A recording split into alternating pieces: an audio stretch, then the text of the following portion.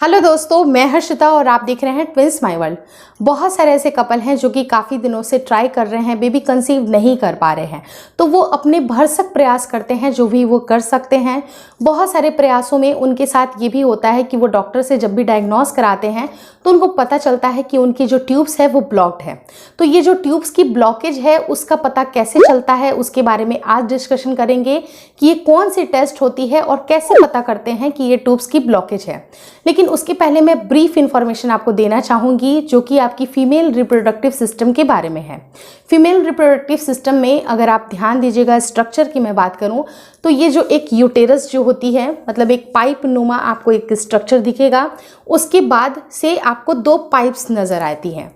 वो दो पाइप्स के नीचे पे थोड़ा सा लटका हुआ आपकी ओवरीज होती हैं। ये जो ओवरीज होती हैं उनका काम होता है आपके शरीर से जब आपका ओव्यूलेशन होता है एक मैच्योर एग का रिलीज करना।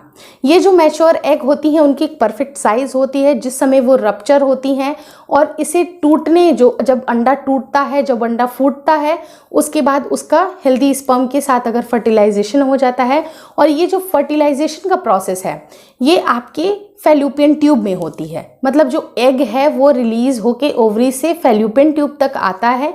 उसके बाद अगर उसकी मेटिंग हेल्दी स्पर्म के साथ हो जाए तो ही प्रेगनेंसी रुकती है, अगर सक्सेसफुल इम्प्लांटेशन हो जाए तो ये बहुत सारी महिलाओं में ऐसा देखा गया है कि उनकी जो ट्यूब्स होती हैं वो ड्यू टू सम रीज़न, कुछ रीज़न नहीं पता चलते हैं, उसके ऊपर रीजंस के ऊपर मैं बाद में बात करूंगी।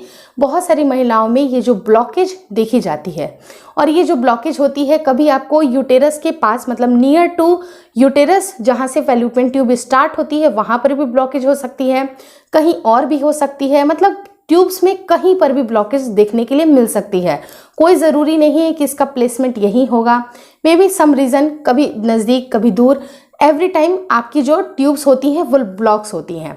तो अगर आपका ओव्यूलेशन हो भी रहा है तो भी वो फैल्यूपियन ट्यूब में नहीं आएगा। फैल्यूपियन ट्यूब में अगर वो एग रिलीज नहीं होगा तो वो हेल्दी स्पर्म के साथ उसका फर्टिलाइजेशन नहीं होगा और तो ही आपकी प्रेगनेंसी नहीं रुकती है।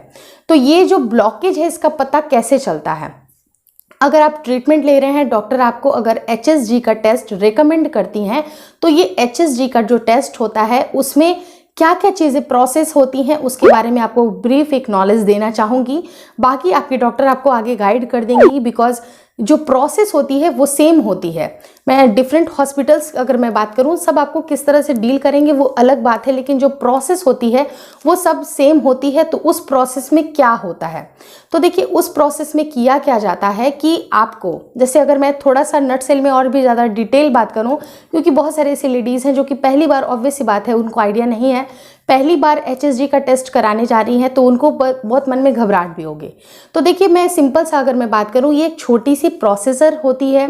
इस प्रोसेसर में आपको हार्डली 2 से 3 घंटे लगते हैं और सेम डे आप घर भी जा सकते हैं।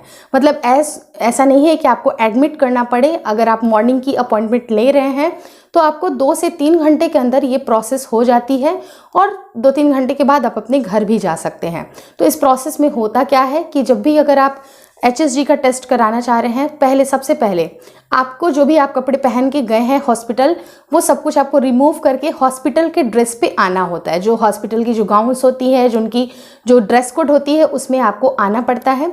उसके बाद जो आपकी उनके हेल्पर होते हैं वो आपको एक सुई देते हैं और वो जो सुई होती है वो होती है आपको थोड़ी सुन्न करने वाली सुई होती है, जो कि आपके कमर के हिस्से पर लगाई जाती है ताकि आपको किसी तरह का एक्स्ट्रा पेन ना हो।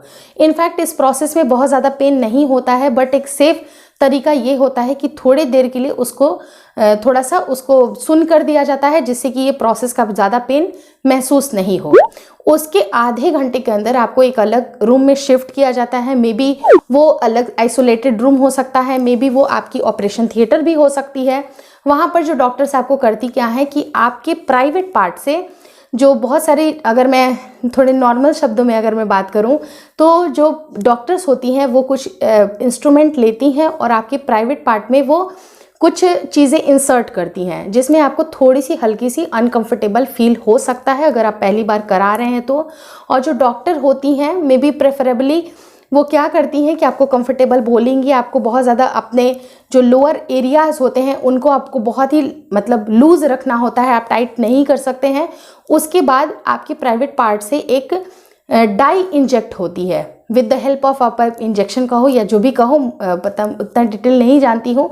उसके बाद वो इंजेक्ट की जाती है जो डाई, और उस डाई का काम ये रहता है कि वो एक इस तरह की डाई होती है जिसको अगर आप फिल्म करोगे, मतलब एक्सरे में अगर आप फिल्म करिएगा तो वो जितने भी जहाँ जहाँ पर वो डाई जाती है उसका एक्सरे का ये कंप्लीट वहाँ पर आपको लाइव देखने के लिए मिलता है। मतलब एक जो डॉक्टर होते हैं जो कि एक्सरे एक्सपर्ट होते हैं वो एक्सरे प्लेट पे वहाँ सब कुछ परफॉर्म कर रहे होते हैं, और एक जो गायनी होती हैं, जो गायनेकोलॉजिस्ट होती हैं, वो डाई इंसर्ट कर रही होती हैं।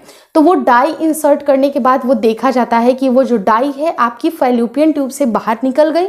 अगर निकल गई दैट मीन्स कि आपकी ट्यूब्स खुली हुई है, और अगर डाई नहीं निकली तो दैट मीन्स कि कहीं ना कहीं ब्लॉकेज है, मे बी एक फैलोपियन ट्यूब में या फिर दोनों में। तो बहुत सारे लोगों के मन में ये भी आता है क्वेश्चन कि क्या अगर एक ब्लॉक है और एक ओपन है तो वहाँ से प्रेगनेंसी कंसीव हो सकती है? तो इसका जवाब देना चाहूँगी कि जी हाँ, आपकी अगर एक ट्यूब भी खुली है तो वहाँ से भी प्रेगनेंसी कंसीव हो सकती है, क्योंकि एवरी ऑल्टरनेट मंथ कभी मतलब लेफ्ट से होता है, कभी राइट से ओव्यूलेशन होता है।